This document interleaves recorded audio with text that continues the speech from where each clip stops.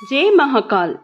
क्या आपने कभी सोचा है केदारनाथ मंदिर का निर्माण किसने और क्यों किया? इसका शिवलिंग अन्य ज्योतिर्लिंगों से इतना भिन्न क्यों है? हजारों साल पहले जब विज्ञान और आधुनिक तकनीकी का कोई अस्तित्व भी नहीं था, तब हमारे पूर्वजों को इतनी उन्नत इंटरलॉकिंग तकनीक का ज्ञान कैसे था? यह मंदिर 400 वर्षों तक बर्फ के नीचे दबा रहने के बावजूद बिना किसी शक्ति के कैसे सुरक्षित रहा? और सबसे रहस्यमय बात, जब मंदिर के कपाट 6 महीने के लिए बंद रहते हैं, तब भी अंदर जलने वाला दीपक बिना किसी बाहरी सहायता के लगातार कैसे जलता रहता है? 2023 की विनाशकारी बाढ़ में जब पूरा क्षेत्र तबाह हो गया और हजारों लोग अपनी जान गंवा बैठे, तब भी ये प्राचीन मंदिर चमत्कारिक रूप से सुरक्षित कैसे रहा? और सबसे अद्भुत घटना ये थी कि मंदिर के ठीक पीछे अचानक प्रकट हुई भीमशिला, जो पानी के तेज प्रवाह के साथ बहती हुई आई और मंदिर के पीछे आकर स्थिर हो गई, जिसने बाढ़ के पानी के प्रवाह को 2 भागों में विभाजित कर दिया, जिससे मंदिर और वहां शरण लिए लोगों की रक्षा हो सकी। क्या ये केवल एक संयोग था या फिर कोई दिव्य शक्ति मंदिर की जो रक्षा कर रही थी? आज की इस वीडियो में हम आपको केदारनाथ धाम से जुड़े उन रहस्यों के बारे में विस्तार से बताएंगे, जो आज भी विज्ञान के लिए अनसुलझी पहेली बने हुए हैं। इसलिए हमारे साथ अंत तक जुड़े रहिए। उत्तराखंड के हिमालय में समुद्र तल से 11,755 फीट की ऊंचाई पर स्थित ये पवित्र धाम 12 ज्योतिर्लिंगों में से एक है और सदियों से भक्तों की आस्था का केंद्र बना हुआ है। यहाँ की हर एक चट्टान, हर एक पत्थर अनगिनत रहस्यमय कहानियां समेटे हुए हैं, जो न केवल आस्था और श्रद्धा बल्कि विज्ञान और चमत्कारों की गहरी कड़ियों को भी उजागर करती है। 16 जून 2023 की वह काली रात, जब प्रकृति ने अपना प्रचंड तांडव दिखाया। मंदाकिनी नदी उफान पर थी, चोराबाड़ी ग्लेशियर तेजी से पिघल रहा था और भारी बारिश के कारण पूरे केदारनाथ क्षेत्र में विनाश का ऐसा भयानक मंजर था, जिसने हर किसी को झकझोर के रख दिया। हजारों मकान, होटल, दुकानें, पुल और रास्ते पल भर में बर्बाद हो गए। चारों ओर बस चीख पुकार और विनाश का तांडव था। इस भयंकर आपदा में हजारों लोगों ने अपनी जान गंवा दी, लेकिन इन सब के बीच एक ऐसा चमत्कार हुआ जिसने पूरी दुनिया का ध्यान अपनी ओर खींच लिया। जब मंदिर के चारों ओर पूरा क्षेत्र मलबे में तब्दील हो चुका था, तब भी केदारनाथ मंदिर अडिग खड़ा रहा। इस तबाही के बीच एक रहस्यमय घटना घटी। एक विशाल पत्थर, जिसे अब भीमशिला के नाम से जाना जाता है, तेज बाढ़ में बहता हुआ मंदिर के ठीक पीछे आकर रुक गया और एक ढाल की तरह मंदिर को बचा लिया। ये शिला लगभग 1000 मीट्रिक टन वजनी था और अगर ये मंदिर से टकराती तो पूरा मंदिर नष्ट हो जाता। लेकिन आश्चर्यजनक रूप से ये शिला न केवल सही जगह पर रुकी, बल्कि उसने मंदिर के पीछे से आने वाली बाढ़ के प्रवाह को 2 हिस्सों में विभाजित कर दिया, जिससे मंदिर को कोई नुकसान नहीं हुआ। इतना ही नहीं, इस शिला ने मंदिर के पास शरण लिए 300 से अधिक लोगों की भी जान बचाई। ये घटना महज एक संयोग थी या फिर भगवान शिव जी की कृपा का प्रमाण? वैज्ञानिक के अनुसार ये शिला पहाड़ से खिसककर नीचे आई थी, लेकिन सबसे बड़ा सवाल ये उठता है कि इतना भारी शिला ठीक मंदिर के पीछे ही क्यों आकर रुकी? इसे लेकर कई मान्यताएं प्रचलित है। कुछ लोगों का मानना है कि ये कोई प्राकृतिक घटना थी, तो कुछ लोग इसे भगवान शिव जी की दिव्य शक्ति मानते हैं। इस मंदिर से जुड़े रहस्य यहीं खत्म नहीं होते। केदारनाथ मंदिर के निर्माण में इस्तेमाल की गई इंटरलॉकिंग तकनीक भी एक चमत्कार से कम नहीं। हजारों साल पहले जब आधुनिक विज्ञान और मशीनें नहीं हुआ करती थी, तब भारतीय कारीगरों ने ऐसे अद्भुत तकनीक का प्रयोग किए बिना किसी गाढ़े या सीमेंट के विशाल पत्थरों को आपस में इस तरह जोड़ा गया कि वे सदियों तक मजबूती से टिकी रहे। यही कारण है ये मंदिर न केवल 2023 की बाढ़ में बल्कि कई भूकंप हिमस्खलन के बावजूद भी अडिग खड़ा है। ये तकनीक इतनी उन्नत थी कि इसे समझने में आज के वैज्ञानिक भी असमर्थ है। इतना ही नहीं, सबसे रहस्यमयी बात यह है कि जब हर साल ठंड के मौसम में 6 महीने के लिए मंदिर के कपाट बंद कर दिए जाते हैं, तब भी मंदिर के अंदर जलने वाला दीपक अपने आप जलता रहता है। आखिर ये दीपक किस ऊर्जा से जलता है? क्या ये कोई अदृश्य शक्ति है जो इसे प्रज्वलित करती रहती है? इस घटना को लेकर कई सिद्धांत दिए जाते हैं, लेकिन आज तक कोई इसे साबित नहीं कर पाया। सबसे चौंकाने वाली बात यह है कि ऐतिहासिक और वैज्ञानिक शोध बताते हैं कि ये मंदिर करीब 400 वर्ष तक पूरी तरह बर्फ के नीचे दबा रहा था, लेकिन जब ये दोबारा उजागर हुआ तो मंदिर की संरचना जस की तस बनी रही। इतनी लंबी अवधि तक हिमस्खलन और बर्फबारी के बावजूद मंदिर कैसे सुरक्षित रहा? ये सवाल आज भी विज्ञान के लिए एक रहस्य बना हुआ है। केदारनाथ मंदिर से जुड़े ये तमाम रहस्य हमें सोचने पर मजबूर कर देते हैं कि क्या ये सब केवल संयोग था या फिर भगवान शिव जी की कोई दिव्य योजना? क्या ये मंदिर केवल एक धार्मिक स्थल है या फिर ये ईश्वरीय शक्ति और प्राचीन विज्ञान का अद्भुत संगम है? इन रहस्यों को समझना मानव बुद्धि के लिए किसी चुनौती से कम नहीं, लेकिन एक बात निश्चित है, केदारनाथ मंदिर केवल पत्थरों से बनी एक संरचना नहीं, बल्कि ये आस्था, चमत्कार और प्राचीन भारत की अद्वितीय वास्तुकला का एक जीवंत प्रमाण है। तो दोस्तों, क्या आप मानते हैं ये केवल संयोग था या फिर भगवान शिव जी की कोई दिव्य योजना? इन अद्भुत रहस्यों को जानने के लिए हमारे साथ अंत तक जुड़े रहिए, क्योंकि केदारनाथ धाम की ये गाथा आज भी अनगिनत रहस्यों से भरी हुई है, जिनका जवाब शायद आने वाले समय में भी विज्ञान नहीं ढूंढ पाएगा। केदारनाथ धाम न केवल हिंदू धर्म के प्रमुख तीर्थ स्थलों में से एक है, बल्कि इसके निर्माण, अस्तित्व है और चमत्कारों को लेकर कई रहस्यमय कथाएं प्रचलित है। इस मंदिर का इतिहास इतना प्राचीन है और इतना सटीक निर्माण काल का उल्लेख किसी ग्रंथ में नहीं मिलता, लेकिन माना जाता है कि महाभारत युद्ध के बाद पांडवों ने अपने पापों का प्रायश्चित करने के लिए भगवान शिव जी की तपस्या की थी और इसी स्थान पर भगवान शिव जी ने उन्हें दर्शन दिए थे। वहीं ऐतिहासिक और पुरातात्विक मान्यताओं के अनुसार इस मंदिर का पूर्ण निर्माण हिंदू धर्म के महान संत और विचारक आदि शंकराचार्य ने 8वीं शताब्दी में करवाया था। ये मंदिर इस तरह से बनाया गया है कि ये प्राकृतिक आपदाओं को सहन करने में सक्षम है, चाहे वे भारी हिमपात हो, भूकंप हो या फिर विनाशकारी बाढ़। यदि आप भी भगवान शिव जी के चरणों में शीश झुकाकर उनका आशीर्वाद प्राप्त करना चाहते हैं, तो अपने मन की सच्ची श्रद्धा प्रकट करें और हर हर महादेव लिखकर अपनी भक्ति को व्यक्त करें। शिव जी के इस पवित्र धाम के इतिहास और रहस्यों को समझने के लिए आइए इस यात्रा को आगे बढ़ाते हैं और जानते हैं इस मंदिर से जुड़े कौन कौन से रहस्य और मान्यताएं इसे इतना दिव्य बनाती है। पौराणिक ग्रंथों के अनुसार महाभारत युद्ध समाप्त होने के बाद पांडवों ने कौरवों पर विजय प्राप्त की और युधिष्ठिर को हस्तिनापुर का राजा घोषित किया गया। 4 दशकों तक उन्होंने धर्मपूर्वक राज्य का संचालन किया, लेकिन युद्ध के दौरान हुई तबाही और निर्दोषों के वध का पाप उनके हृदय को सदैव विचलित करता रहा।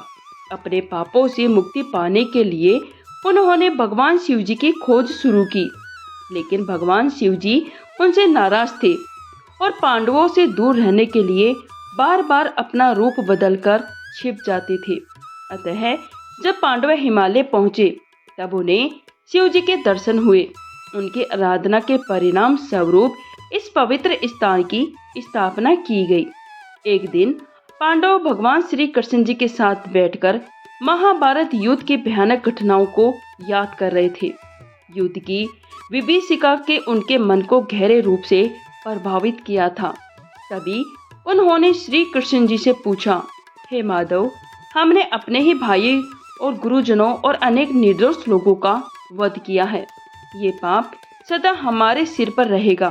कृपया हमें कोई ऐसा उपाय बताइए जिससे हम इस पाप से मुक्त हो सके। तब श्री कृष्ण जी ने गंभीरता से उत्तर दिया, युद्ध में जीतना एक बात है, लेकिन इसमें हुए विनाश की क्षमा केवल महादेव ही कर सकते हैं। यदि तुम सच में अपने पापों से मुक्ति चाहते हो तो भगवान शिव जी की शरण में जाओ। केवल वे ही तुम्हारे अपराधों को क्षमा कर सकते हैं। श्री कृष्ण जी के इन वचनों को सुनकर पांडवों को अपने कर्तव्यों का आभास हुआ, लेकिन तभी कुछ समय बाद उन्हें सूचना मिली कि भगवान श्री कृष्ण जी ने देह त्याग दिया है। इस समाचार ने पांडवों को गहरे शोक में डाल दिया। उनके मार्गदर्शक और रक्षक अब इस संसार में नहीं रहे थे। तभी उन्होंने निर्णय लिया कि वे हस्तिनापुर का राज छोड़कर सांसारिक मोह का त्याग करेंगे और द्रौपदी सहित हिमालय की ओर प्रस्थान करेंगे। ये यात्रा केवल शारीरिक नहीं बल्कि आत्मिक शुद्धि की यात्रा थी, जो उन्हें भगवान शिव जी तक ले जाने वाली थी। शिव जी की खोज में पांडव सबसे पहले काशी गए, जो शिव जी का पवित्र धाम माना जाता है, लेकिन शिव जी ने वहां दर्शन नहीं दिए। फिर पांडव अन्य तीर्थ स्थलों पर गए, लेकिन हर बार शिव जी उनके आने से पहले वहां से प्रस्थान कर जाते थे। इस खोज में पांडव हिमालय के ऊंचे पर्वत तक पहुंच गए। भगवान शिव जी, जो उनकी भक्ति से परिचित थे, उन्हें आता देख नंदी बैल का रूप धारण कर लिया और अन्य पशुओं के झुंड में शामिल हो गए। भीम ने अपनी शक्ति का उपयोग करते हुए विशाल रूप धारण किया और केदार पर्वत के दोनों ओर अपने पैर फैला दिए ताकि कोई भी पशु उनके बीच से गुजर ना सके। लेकिन भगवान शिव जी ने उनकी योजना को समझ लिया और अलग रास्ते से जाने लगे। तभी पांडवों को संदेश हुआ और उन्होंने शिव जी को पहचान लिया। उन्होंने नंदी रूपी शिव जी को पकड़ने की कोशिश की, लेकिन शिव जी धरती में समाने लगे। भीम ने उनकी पीठ को कसकर पकड़ लिया। इससे प्रसन्न होकर भगवान शिव जी प्रकट हुए और पांडवों को दर्शन देकर उन्हें उनके पापों से मुक्त कर दिया। तभी से इस स्थान पर भगवान शिव जी नंदी की पीठ के रूप में पूजे जाते हैं। यही कारण है कि केदारनाथ का शिवलिंग अन्य शिवलिंग से भिन्न है। कहा जाता है, जब भगवान शिव जी ने पांडवों को दर्शन दिए तब उनके शरीर के विभिन्न अंग अलग अलग स्थानों पर प्रकट हुए। इन स्थानों को पंच केदार कहा जाता है। केदारनाथ यहाँ भगवान शिव जी की पीठ पूजी जाती है। तुंगनाथ यहाँ भगवान शिव जी की भुजाएं प्रकट हुई। रुद्रनाथ यहाँ भगवान शिव जी का मुख प्रकट हुआ। महेश्वर यहाँ भगवान शिव जी की नाभि प्रकट हुई। कल्पेश्वर यहाँ भगवान शिव जी की जटाएं प्रकट हुई। इन 5 स्थानों को मिलाकर पंच केदार कहा जाता है और इनका हिंदू धर्म में विशेष महत्व है। 16 जून 2000 की वह भयानक रात, जब केदारनाथ घाटी में जल प्रलय आई, तब मंदाकिनी नदी अपने प्रचंड वेग में बह रही थी। अचानक बादल फटा और चारों ओर भूस्खलन होने लगा। देखते ही देखते पूरे क्षेत्र में बाढ़ आ गई। हजारों लोगों की जान चली गई। लेकिन इस प्रलय के दौरान भी एक अद्भुत चमत्कार हुआ। जब जलधारा मंदिर की ओर बढ़ रही थी, तभी एक विशाल शिला पत्थर मंदिर के ठीक पीछे आकर रुक गई। इस शिला ने मंदिर को बचाने के लिए ढाल का काम किया और मंदिर पूरी तरह सुरक्षित रहा। इस चमत्कार को देखकर लोग दंग रह गए। आज भी इस पत्थर को भीमशिला कहा जाता है। माना जाता है ये महाभारत के महान योद्धा भीम के आशीर्वाद से यहाँ आया था, जिसने शिव के धाम की रक्षा की। केदारनाथ केवल एक तीर्थ स्थान नहीं बल्कि एक दिव्य स्थान है, जहाँ श्रद्धा और रहस्य एक साथ समाये हुए हैं। इस मंदिर से जुड़ी हर कथा, हर पत्थर और हर घटना अपने आप में शिव की महानता का प्रमाण है। केदारनाथ मंदिर के निर्माण से जुड़ी दूसरी सबसे पुरानी और महत्वपूर्ण पौराणिक कथा भगवान विष्णु जी के अवतार नर नारायण की तपस्या से संबंधित है। ये कथा शिव पुराण की कोटि रुद्र संहिता में वर्णित है, जिसमें कहा गया है कि बद्री वन, जिसे वर्तमान में बद्रीनाथ धाम के नाम से जाना जाता है, नर नारायण आर्ट से भगवान शिव जी की उपासना कर रहे थे। वे मिट्टी का शिवलिंग बनाकर घोर तपस्या में लीन थे। उनकी तपस्या इतनी गहन और निष्कलंक थी कि भगवान शिव जी अत्यंत प्रसन्न होकर स्वयं प्रकट हुए। भगवान शिव जी ने नर नारायण से वरदान मांगने को कहा, जिस पर उन्होंने प्रार्थना की कि हे महादेव, इस पवित्र स्थल पर सदैव ज्योतिर्लिंग के रूप में निवास करे, जिससे आने वाले भक्त उन्हें प्रत्यक्ष देख सके और उनकी कृपा प्राप्त कर सके। भगवान शिव जी ने उनकी ये प्रार्थना स्वीकार कर ली और वचन दिया कि वे इस स्थान पर सदैव ज्योतिर्लिंग स्वरूप में विराजमान रहेंगे। तभी से केदारनाथ में भगवान शिव जी की पूजा ज्योतिर्लिंग के रूप में की जाती है। इस कथा के अनुसार केदारनाथ का ज्योतिर्लिंग भगवान शिव जी का एक अत्यंत दिव्य और महत्वपूर्ण स्वरूप है, जो नर नारायण की तपस्या के फल स्वरूप प्रतिष्ठित हुआ है। ये पवित्र स्थल भगवान शिव जी और विष्णु जी की अनूठी एकता का भी प्रतीक है। जहां भगवान शिव जी केदारनाथ धाम में ज्योतिर्लिंग के रूप में विद्यमान है, वहीं भगवान विष्णु जी बद्रीनाथ धाम में विराजते हैं। इस दिव्य एकता का संदेश ये है, भक्ति, तपस्या, समर्पण से असंभव भी संभव हो सकता है। केदारनाथ धाम अपने धार्मिक, आध्यात्मिक और ऐतिहासिक महत्व के कारण केवल एक तीर्थ स्थल ही नहीं, बल्कि आस्था, शक्ति और आध्यात्मिक शांति का केंद्र भी बन गया है। ऐसी मान्यता है कि 8वीं शताब्दी में महान संत और हिंदू धर्म के पूर्ण जागरण के अग्रदूत आदि शंकराचार्य ने इस मंदिर का पूर्ण निर्माण करवाया। उन्होंने न केवल इस पावन धाम को एक प्रमुख तीर्थ स्थल के रूप में पुनः स्थापित किया, बल्कि हिंदू धर्म को एक सशक्त रूप देने और पुनर्जीवित करने में भी महत्वपूर्ण भूमिका निभाई। आदि शंकराचार्य ने केदारनाथ में ज्योतिर्लिंग की पुनः प्रतिष्ठा की और इसे शिव भक्तों के लिए आस्था का एक विशेष केंद्र बना दिया। उनकी दूरदर्शिता और भक्ति ने इस मंदिर को केवल एक धार्मिक स्थल नहीं, बल्कि भारतीय संस्कृति और सनातन धर्म की अमूल्य धरोहर बना दिया। केदारनाथ धाम को आदि शंकराचार्य की तपस्या और योगदान के कारण 4 धामों में एक विशिष्ट स्थान प्राप्त हुआ। कहा जाता है, आदि शंकराचार्य जी ने अपने जीवन के अंतिम दिन यहीं बिताए थे और अपनी आध्यात्मिक साधना के पूर्ण होने के पश्चात मोक्ष प्राप्त किया था। उनकी समाधि आज भी केदारनाथ मंदिर के ठीक पीछे स्थित है, जो श्रद्धालुओं के लिए आस्था और प्रेरणा का एक प्रमुख केंद्र है। इस समाधि स्थल पर श्रद्धालुओं ने केवल उनकी पूजा अर्चना करते हैं, बल्कि उनकी शिक्षाओं और धार्मिक सुधारों को स्मरण कर उन्हें नमन भी करते हैं। ये स्थल इस बात का संदेश देता है कि भक्ति और ज्ञान के माध्यम से व्यक्ति अपने जीवन को उच्चतम स्तर तक ले जा सकता है।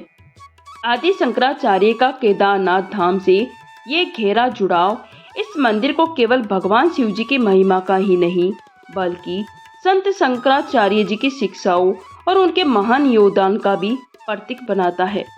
हाल ही के इतिहासकार विशेष रूप से शिव प्रसाद डबराल मानते हैं कि केदारनाथ क्षेत्र में शिव संप्रदाय के अनुयायी आदि शंकराचार्य और उनके अनुयायियों के आगमन से बहुत पहले से सक्रिय थे। ये तथ्य इस ओर संकेत करता है कि केदारनाथ मंदिर की प्राचीनता का सटीक निर्धारण आज भी चुनौतीपूर्ण बना हुआ है, खासकर जब पाली और ब्राह्मी जैसी प्राचीन लिपियों में अंकित शिलालेखों को अभी तक पूरी तरह पढ़ा नहीं जा सका। मध्य प्रदेश के ग्वालियर में प्राप्त हुए एक शिलालेख से संकेत मिलता है कि मालवा के राजा भोज, जिन्होंने 1010 से 1055 ईस्वी तक शासन किया था, केदारनाथ मंदिर के निर्माण में महत्वपूर्ण भूमिका निभाई। इस तथ्य को और अधिक बल एपिग्राफिया इंडिका जैसे ग्रंथों से भी मिलता है, जो राजा भोज के शासन काल में मंदिर निर्माण के प्रमाण प्रस्तुत करते हैं। शिलालेखों के अनुसार राजा भोज ने मंदिर के पुनर्निर्माण में सहयोग दिया था, जिससे ये स्पष्ट होता है कि केदारनाथ मंदिर का कुछ हिस्सा उनके शासन काल में पुनर्निर्मित या बनाया गया था। 1828 के एक विवरण के अनुसार मंदिर के मुख्य भाग का निर्माण बड़े पत्थरों से किया गया था। गर्भगृह की छत पर सोने की परत चढ़ी हुई थी, जो उस समय की अद्वितीय वास्तुकला और शिल्पकला को दर्शाता है। मंदिर के सामने तीर्थ यात्रियों के ठहरने के लिए पंडों के पक्के मकान बनाए गए थे, जबकि दक्षिण दिशा में पुजारियों और पुरोहित के लिए विशेष भवन निर्मित थे। इन ऐतिहासिक विवरणों से ये स्पष्ट होता है मंदिर का वर्तमान स्वरूप अपेक्षाकृत नया है और पूर्व का मूल ढांचा संभवतः प्राकृतिक आपदाओं या अन्य कारणों से नष्ट हो गया था। इस ऐतिहासिक और वास्तुकला की दृष्टि से महत्वपूर्ण यात्रा में केदारनाथ मंदिर के बारे में कई दृष्टिकोण सामने आते हैं। ये केवल आध्यात्मिकता और भक्ति का केंद्र नहीं, बल्कि समय समय पर विभिन्न शासकों और संतों द्वारा संरक्षित और पुनर्निर्मित की गई एक जीवित धरोहर भी है। केदारनाथ मंदिर का इतिहास जितना प्राचीन और रहस्यमय है, उतना ही अद्भुत इसके निर्माण से जुड़ा हुआ कालखंड और घटनाएं हैं।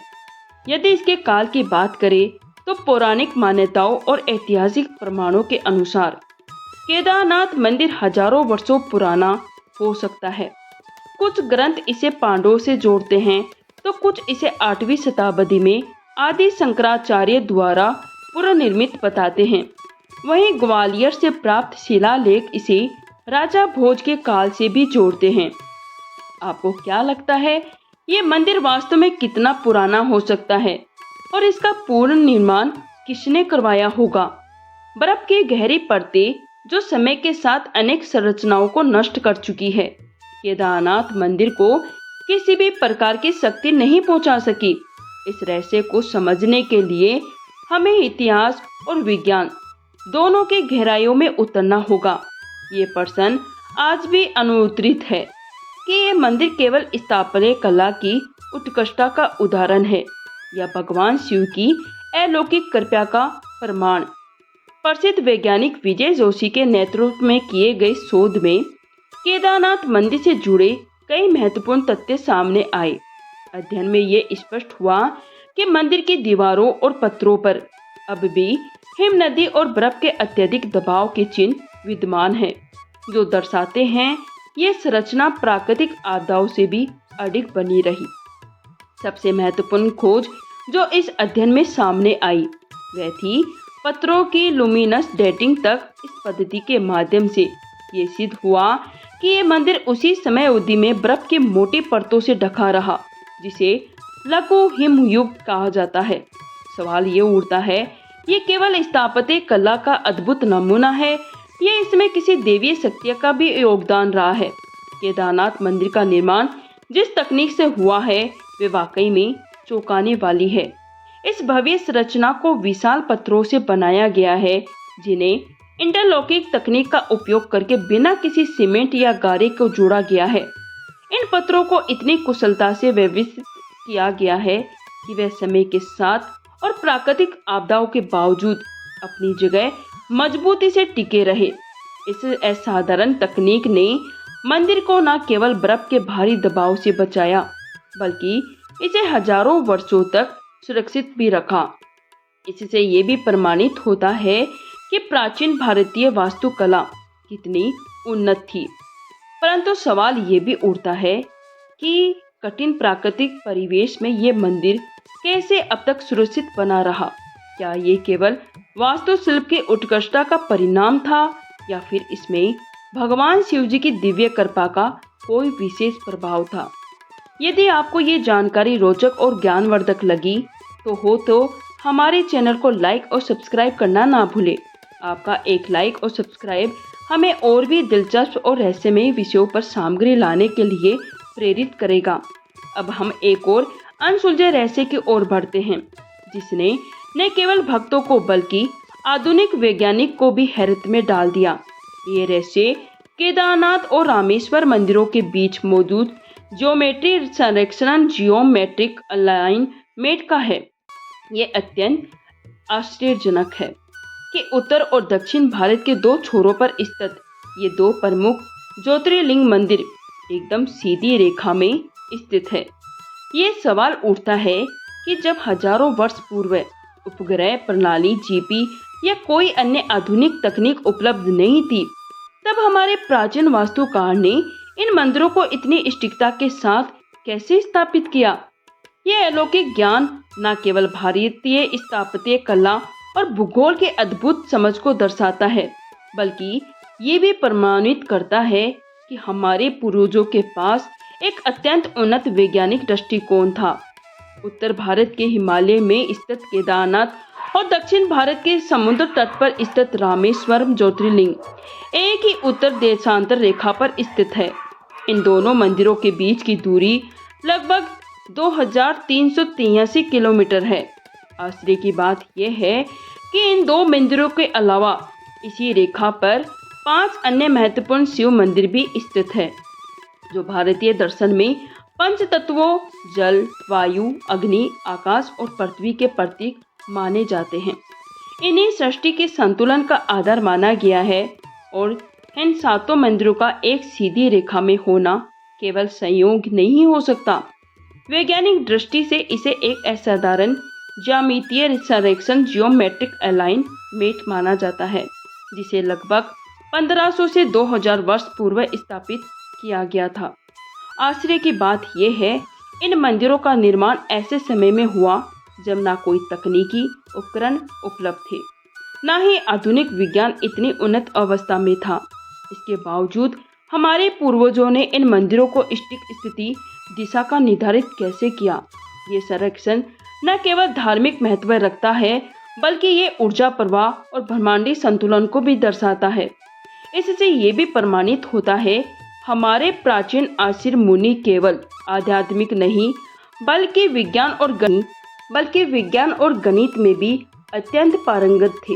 अब प्रश्न ये उठता है, ये संयोग था या फिर हमारे पूर्वजों द्वारा योजनाबद्ध रूप से तैयार किया गया एक अद्भुत वैज्ञानिक रहस्य। अब बात करते हैं इस अद्भुत 79 डिग्री देशांतर रेखा पर स्थित उन 5 अन्य प्रमुख शिव मंदिरों की, जिनका उल्लेख हमने पहले किया था। ये मंदिर है कालेश्वर मंदिर, श्री कालाहस्ती मंदिर, एक बरेश्वर मंदिर, अरुणाचलेश्वर मंदिर और चिदंबरम मंदिर। ये तथ्य अत्यंत आश्चर्यजनक है। इन सभी मंदिरों का निर्माण एक ही ज्यामितीय रेखा पर हुआ, वह भी ऐसे समय में जब उपग्रह प्रणाली या किसी भी प्रकार की आधुनिक तकनीक अस्तित्व में नहीं थी। उज्जैन स्थित महर्षि पाणिनि संस्कृत विश्वविद्यालय के प्रोफेसर उपेंद्र भार्गव का मानना है, ये सत्य है कि ये सभी मंदिर 19.7 देशांतर रेखा पर स्थित है। हालांकि इनका निर्माण अलग अलग समय में हुआ है, जिससे ये कहना कठिन हो जाता है कि इन्हें किसी विशेष ज्यामितीय योजना के अंतर्गत ही स्थापित किया गया था। परंतु ये निश्चित है, इन मंदिरों के निर्माण में भूगोल और खगोल गणना का विशेष ध्यान रखा गया था। ये अपने आप में एक रहस्य है, जो हमारे पूर्वजों के गहन वैज्ञानिक समझ और वास्तुशास्त्र की उत्कृष्टता का परिचालक है। ये प्रश्न आज भी रहस्य बना हुआ है। इतने विशाल क्षेत्र में हजारों किलोमीटर की दूरी पर स्थित ये मंदिर एक ही ज्यामितीय रेखा पर कैसे हो सकते हैं? क्या ये केवल एक संयोग था या फिर प्राचीन भारत की वैज्ञानिक और आध्यात्मिक परंपरा का एक उत्कृष्ट उदाहरण? ये प्रश्न आज भी रहस्य बना हुआ है कि इतने विशाल क्षेत्र में हजारों किलोमीटर की दूरी पर स्थित ये मंदिर एक ही ज्यामितीय रेखा पर कैसे हो सकते हैं? क्या ये केवल संयोग था या फिर प्राचीन भारत के वैज्ञानिक और आध्यात्मिक परंपरा का एक उत्कृष्ट उदाहरण? अब बात करते हैं एक और अद्भुत रहस्य की, जो केदारनाथ मंदिर से जुड़ा हुआ है और जिसने न केवल भक्तों बल्कि वैज्ञानिकों को भी चौंका रखा है। हर वर्ष जब सर्दियों में केदारनाथ मंदिर के कपाट बंद किए जाते हैं, तब इसके गर्भगृह में जलने वाला दीपक पूरे 6 महीने तक अनवरत जलता रहता है। ये घटना सभी के लिए एक गहरी पहेली बनी हुई है। अब सवाल ये उठता है, जब मंदिर में कोई भी मौजूद नहीं होता तो ये दीपक कैसे लगातार जलता रहता है? इसका ईंधन कौन भरता है? ये कैसे संभव है कि दीपक में प्रयुक्त घी या तेल 6 महीने तक समाप्त ना हो? क्या ये किसी विशेष वैज्ञानिक तकनीक का परिणाम है या फिर ये भगवान शिव जी की कृपा का एक दिव्य चमत्कार? यदि आपको प्राचीन भारतीय विज्ञान और आध्यात्मिक रहस्यों से जुड़े ऐसे ही और रोचक तथ्य जानने में रुचि है तो हमें कमेंट करके जरूर बताएं। साथ ही इस वीडियो को लाइक करें और चैनल को सब्सक्राइब करना ना भूलें, ताकि हम आपके लिए ऐसी ही इसी तरीके की और भी ज्ञानवर्धक जानकारियाँ लेकर आते रहें। अब सवाल ये उठता है, क्या ये मंदिर केवल मानवीय तकनीक का परिणाम है या फिर इसमें कोई देवीय शक्ति भी कार्यरत है? इस पर आपकी क्या राय है, हमें कमेंट करके जरूर बताइए। केदारनाथ मंदिर से जुड़ा रहस्य और इसकी अनूठी परंपराएं आज भी वैज्ञानिक और भक्तों के लिए एक गहरी पहेली बनी हुई है। जब हर साल भाई दूज के बाद मंदिर के कपाट शीतकाल के लिए बंद कर दिए जाते हैं तो ये पूरा क्षेत्र बर्फ की मोटी परत से ढक जाता है और वहां तक पहुंचना लगभग असंभव हो जाता है। लगभग 6 महीने तक ये मंदिर पूरी तरह से निर्जल रहता है। लेकिन जब बसंत ऋतु में कपाट पुनः खोले जाते हैं तो मंदिर के अंदर का दृश्य ऐसा प्रतीत होता है जैसे यहाँ नियमित रूप से पूजा अर्चना हो रही हो। सबसे बड़ा रहस्य ये है, मंदिर में जलाया गया दीपक पूरे 6 महीने तक बिना किसी देख रेख के लगातार जलता रहता है। ये घटना भक्तों के लिए भगवान शिव जी की कृपा का परिणाम मानी जाती है, जबकि वैज्ञानिकों के लिए ये एक ऐसा रहस्य जिसका उत्तर अभी तक खोजा नहीं जा सका। धार्मिक मान्यता के अनुसार जब मंदिर के द्वार बंद होते हैं तब भगवान शिव जी के गण और अन्य दिव्य शक्तियां यहाँ पूजा करने के लिए आती है और ये मंदिर कभी खाली नहीं रहता।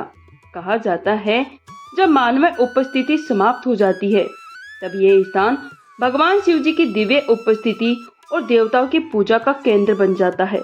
यही कारण है जब कपाट पुनः खोले जाते हैं तो मंदिर के भीतर की स्थिति पुनः स्वस्थ और व्यवस्थित मिलती है, जिससे प्रतीत होता है वहाँ कोई नियमित रूप से पूजा अर्चना करता रहा है।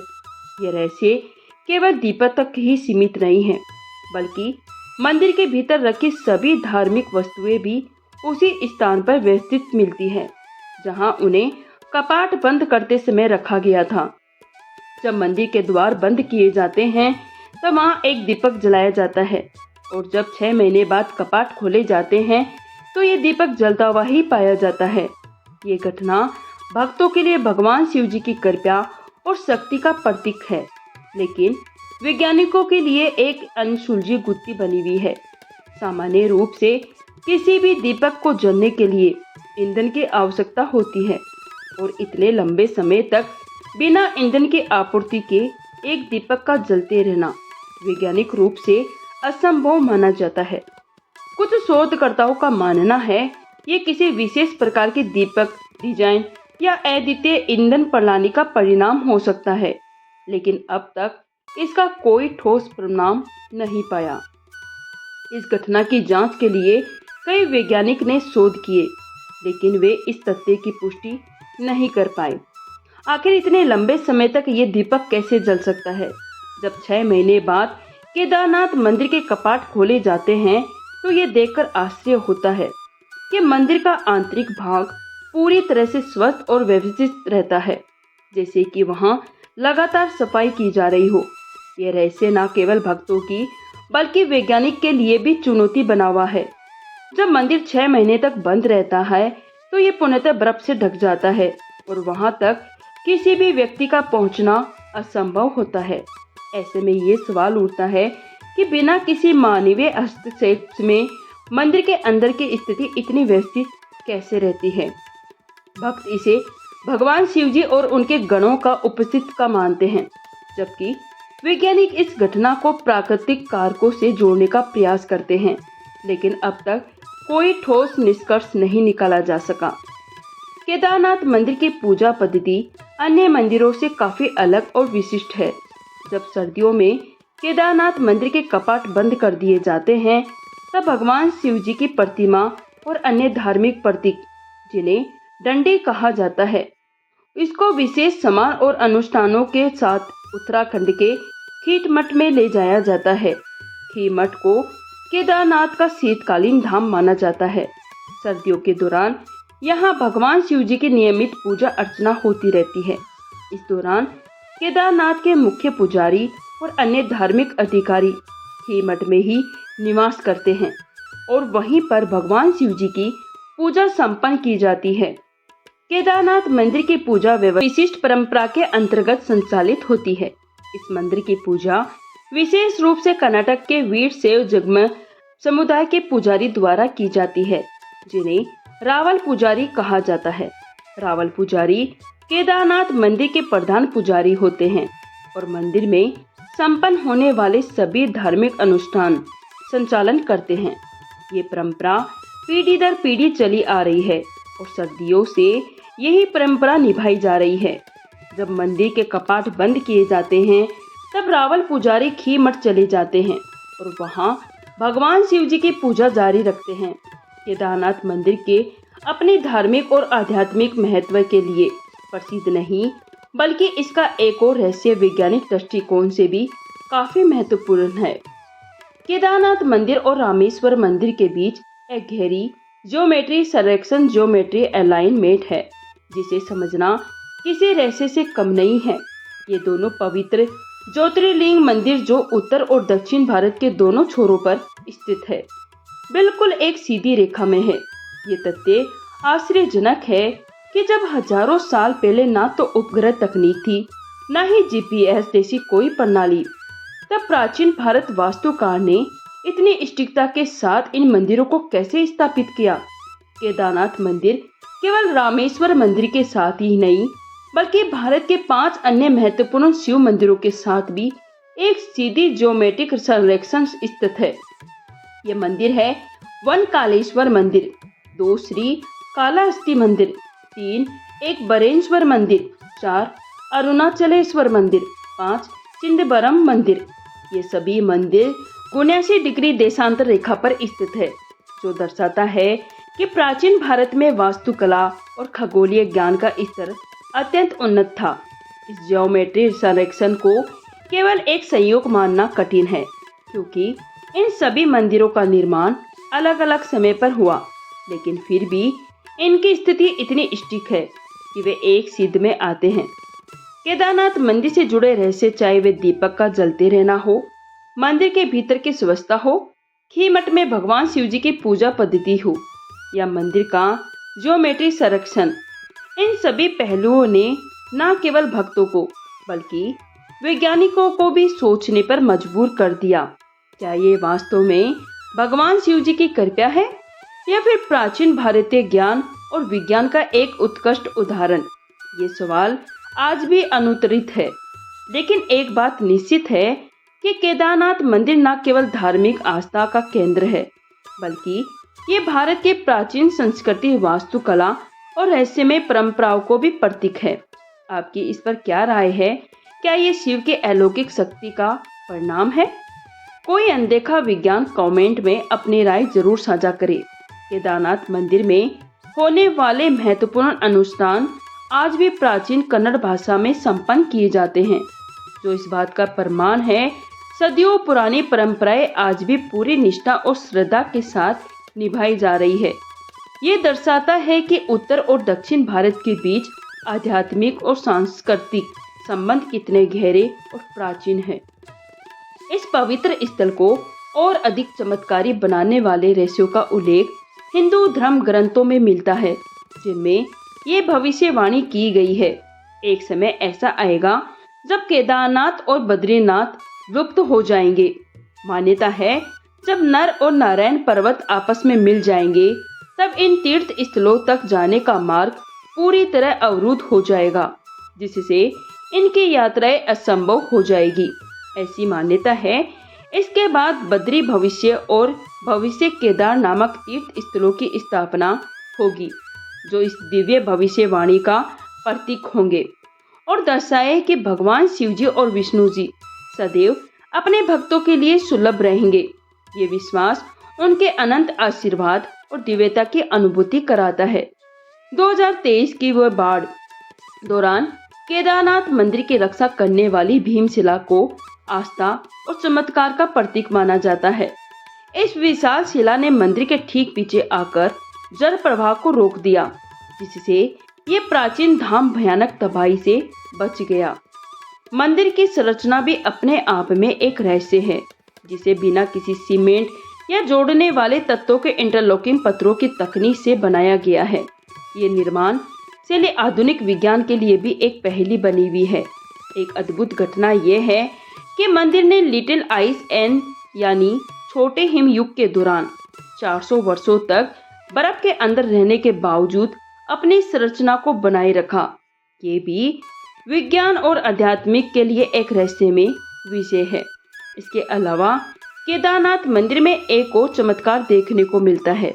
मंदिर के भीतर जलने वाला दीपक, जो बिना किसी देखरेख के पूरी सर्दियों तक जलता रहता है। जब 6 महीने बाद कपाट खोले जाते हैं तो ये दीपक जलता हुआ पाया जाता है। इस घटना के पीछे वैज्ञानिक अभी तक कोई ठोस परिणाम नहीं दे पाए, लेकिन भक्त इसे भगवान शिव जी की कृपा और उनकी दिव्य उपस्थिति का संकेत मानते हैं। ऐसा भी कहा जाता है, जब मंदिर के कपाट बंद होते हैं तब देवता और गंधर्व स्वयं यहाँ पूजा अर्चना करने आते हैं, जिससे ये स्थल और भी दिव्य प्रतीत होता है। केदारनाथ धाम केवल एक धार्मिक स्थान नहीं, बल्कि ये आध्यात्मिक रहस्यों और वैज्ञानिक पहलुओं का अनूठा संगम है। ये हमें समझने में मदद करता है कि विज्ञान और आस्था एक दूसरे के विरोधी नहीं, बल्कि पूरक होते हैं। ये स्थान न केवल हमारी प्राचीन सांस्कृतिक विरासत, बल्कि ये भी दर्शाता है हमारे पूर्वजों के पास कितना उन्नत ज्ञान था। यदि आपको ये डॉक्यूमेंट्री पसंद आई हो तो अपनी राय कमेंट में साझा करें, और यदि आपने अभी तक हमारे चैनल को सब्सक्राइब नहीं किया है तो प्लीज़ तुरंत सब्सक्राइब करें, ताकि आपको इसी तरह की रोचक और रहस्यमय डॉक्यूमेंट्री मिलती रहे। अगली बार फिर से मैं उर्मिला जंगिड़ आपके साथ विदा लेती हूँ, आती हूँ। तब तक के लिए धन्यवाद। जय हिंद, जय भारत, हर हर महादेव।